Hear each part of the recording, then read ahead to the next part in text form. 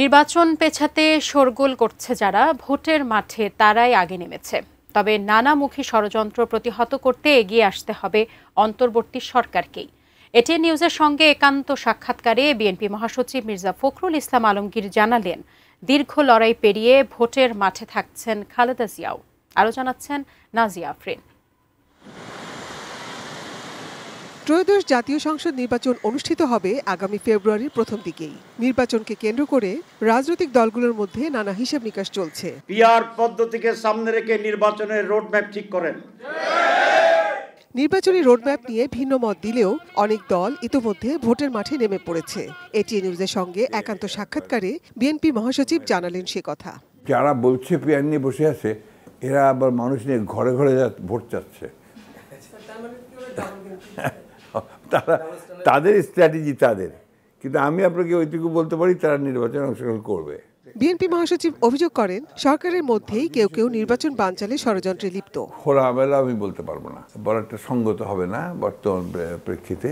তবে এটা সত্যি যে একটা অংশ আছে যারা আপনার নির্বাচনকে ডিলে করার চেষ্টা করছে, বৈষম্য নেতা আছেন, তাদের ব্যাপারে আমরা আগেই বলেছি যে they should not be in the cabinet. এটা 19 সালের দায়িত্ব হবে যে একেবারে নিউট্রালিটি মেনটেন করার জন্য এদেরকে বলা যে তোমরা চলে যাও, বেটার। তা নাহলে তো প্রশ্ন উঠবেই।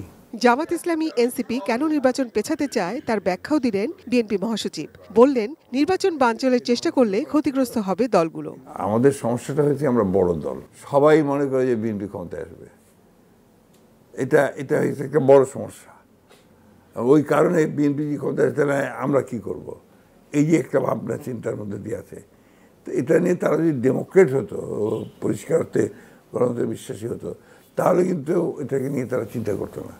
ক্ষমতায় কেউ আসবে, কখনো আবার যাবে। আমরা এই বিএনপিতে কতবার ক্ষমতায় এসছে, কতবার ক্ষমতা থেকে চলে গেছে। জনগণ নির্বাচন চায়, সেখানে ক্ষতিগ্রস্ত হবে ওই দলগুলি। সকলের সমর্থন করা উচিত এবং এগিয়ে যাওয়া উচিত। আনলেস আপনারা you'll be in a serious crisis.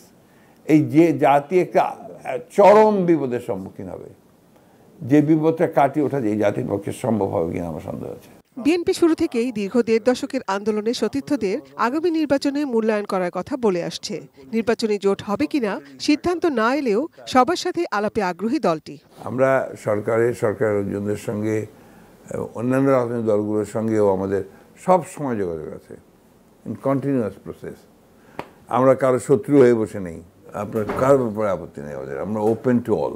প্রশ্ন ছিল দলের চেয়ারপারসন বেগম খালেদা জিয়া নির্বাচনে অংশ নেবেন কিনা। প্রত্যেকটা বিএনপির মানুষ চায় যে ম্যাডাম ইলেকশন করুক, হ্যাঁ, কিন্তু এটা নির্ভর করবে সম্পূর্ণ তার শরীরের অবস্থার উপর। আগামী নির্বাচনে অংশ নিতে খুব শিগগিরই দেশে ফিরছেন দলের ভারপ্রাপ্ত চেয়ারম্যান তারেক রহমান। বলতেই আছি নাজিয়া আফরিন, এটিএন নিউজ, ঢাকা।